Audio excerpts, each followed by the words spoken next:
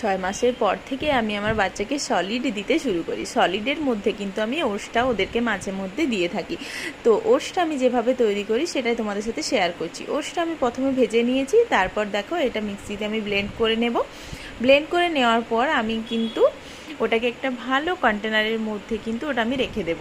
তারপর আমি gas stove জ্বালিয়ে একটা বাটি বসিয়ে তার মধ্যে আমি জল দিয়ে কিন্তু ওটসটা ভালোভাবে নেড়ে নেব। জলটা ঠান্ডা থাকাকালীনই কিন্তু আমাদের ওটসটা নেড়ে নিতে হবে, তা না হলে কিন্তু ওটসটা দানা বেঁধে যাবে। তো এইভাবে আমি তৈরি করতে থাকি। আর এটা আমি আমার বাচ্চাদের কিন্তু 6 মাসের পর থেকেই দিয়ে থাকি। তখন ঘনত্বটা একটু পাতলা রাখতাম, এখন যেহেতু এদের বয়স 9 মাস হয়েছে, তাই আমি খাবারটা সেভাবে একটু মোটা করে থাকি খাবারটা।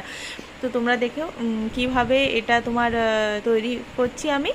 আর এই টেক্সচারটা কিন্তু ঠিক এরকমই হবে। এটা কিন্তু বাচ্চাদের জন্য কিন্তু খুব ভালো, ওদের স্বাস্থ্যের জন্য কিন্তু খুব উপকারী। তো তোমরা এভাবেই তৈরি করে কিন্তু তোমাদের বাচ্চাকে